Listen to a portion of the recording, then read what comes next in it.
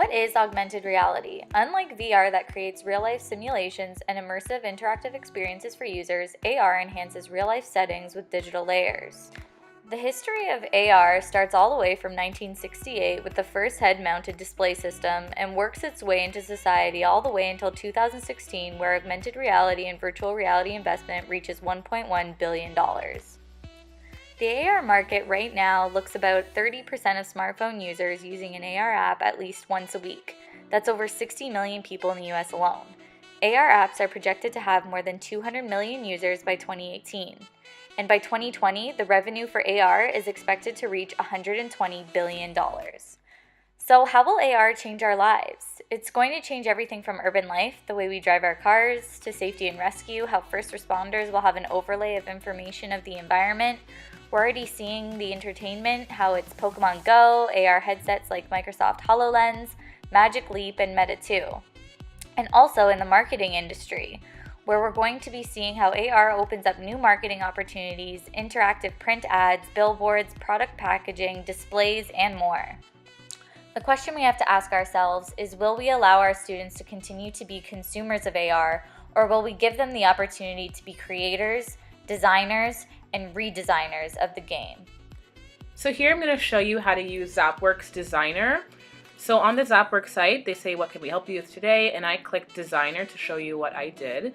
And then there's introduction tutorials, there's different content options, additional features, FAQs. So I'm showing you the introduction video that they have on the site. So here he just shows that there's a tracking image, and when he highlights over it, the video comes up on the birthday card. So he shows here how to use it. When you press edit Zapcode content, you can choose what your Zapcode is going to look like. And then here I'm showing you my example. So when I log into my account, maybe I should cut this out. I click York University, and then as you can see, we have two Zapcodes here. One's called Hello, one's called R&J for Romeo and Juliet. So if I click the R&J and I click edit Zapcode content, you can see that there's different options for image, photo, video, sound, text, button, contact. So here we've uploaded a video that you guys have already watched. And now I'm going to show you how I can import different images or sounds or buttons into the Zapcode content. So here I've added an image, which is an image of an augmented reality picture on an iPhone. So I press transition just to show that I can put it delay for 3 seconds. So 3 seconds after our video starts, then the image comes up, as you've seen earlier in our tutorial. And then here I can just edit the frame, I can edit the color. And then now I'm going to add a button. So here I'm going to click to see more information about augmented reality. So I make the button smaller, put it where you want on the tracking image. And then at the bottom, I can put link to, and I'm going to open up into a new browser, putting the world in their hands, augmented reality in the classroom. And I'm going to put that link. And I'm also going to delay that so it pops up after our video starts. And then now I'm going to press preview. And then on my Zapper application on my phone, you can highlight over it and then you'll see it. And when I press publish, it's all finished. So I'm going to be taking you through Zapworks Studio so you can have a fully scriptable experience, immersive world. It supports 3D images, you can create animation, and it's all supporting augmented reality. So here when you go to the studio site, you'll see that it has lots of tutorials. You can even figure out how to script it fully yourself, or what we'll be doing today is step-by-step how to integrate a 3D model from Adobe Stock. So as we've seen before, Zapworks has a full tutorial online video showing you step-by-step how to achieve the goal that you want to. So this one is how to download a model from Adobe Stock. This example, he downloaded a fish symbol, 3D symbol. What's great about this site is that you buy the license to use this 3D image, and he shows you step-by-step how to take these HTML files, the texture files, and how to integrate that into Zapper Studio. So here it is actually what Zapworks Studio looks like once you download it, and he already has his imported 3D image, and he's just showing you how you can move it around and position it the way you want it when it comes up on Zapper code. So this tutorial goes into even more depth, but I'm going to show you what I did. So I went on the Adobe Stock website where you can download 10 free 3D models. And so for the assignment that we're pretending to do with Romeo and Juliet, I thought, what better symbol to use than a clock to symbolize haste and time within the play. So once I downloaded that, I followed this step-by-step tutorial on how to import your 3D image into ZapWorks Studio. So they have videos, immersive videos showing you step-by-step how to get it exactly the way that you want it and how it will come up. So here you'll see the finished product in ZapWorks Studio. You'll notice it keeps track of all of my history. And what's important is that this is in landscape view using the positioning, the rotation, and the size factor. So once you're done, you're going to save this onto your tracker image that you created beforehand.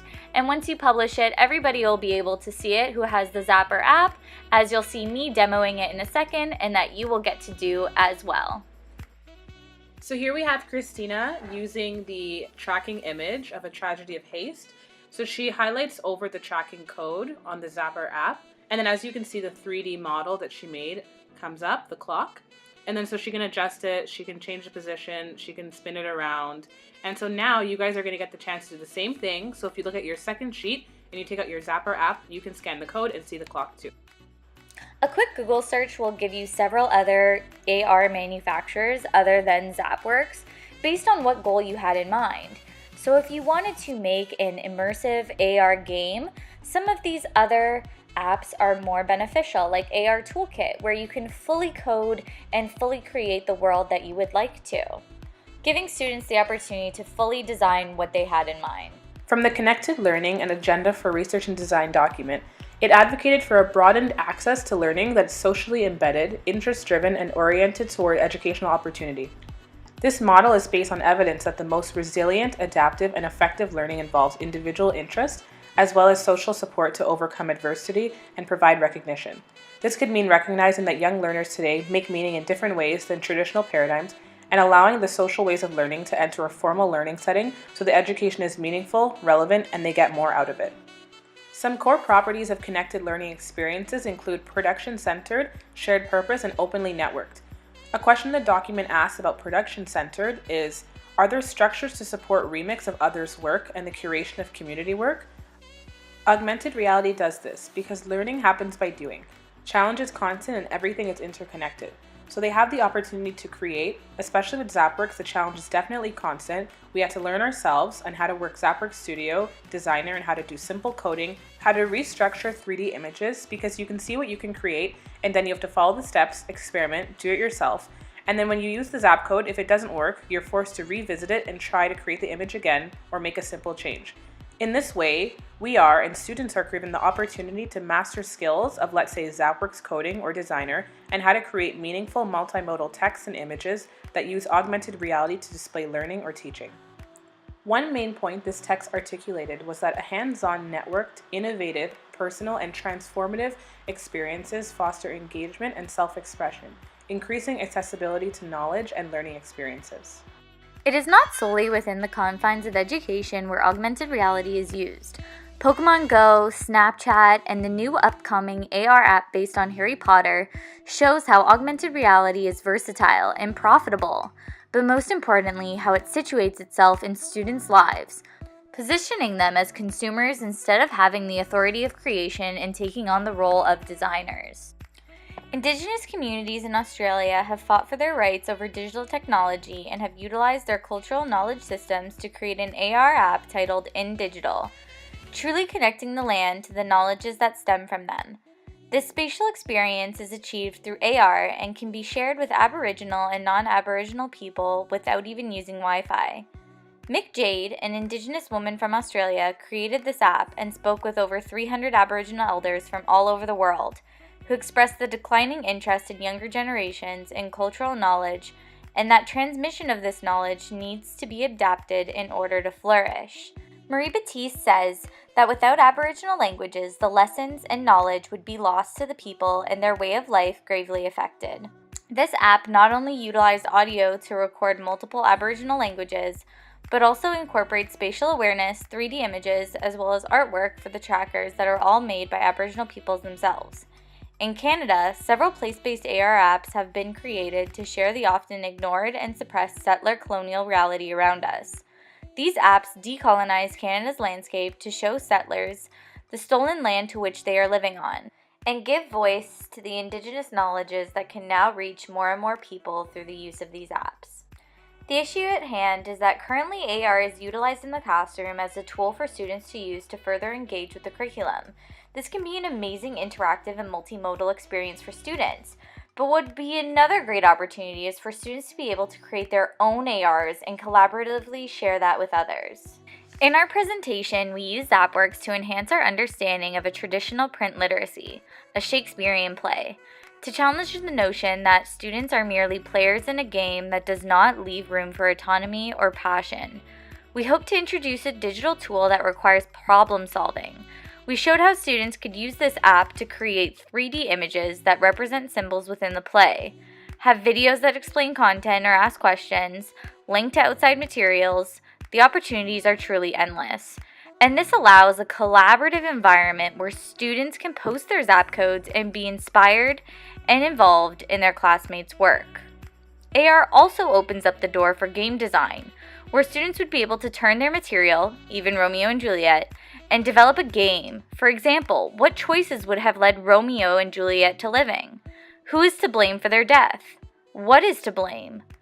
When you let students have the freedom to create, you will be shocked at the kinds of ideas they will implement and the ludic play that will occur and give students a true learning experience that will not fade when the summer months hit.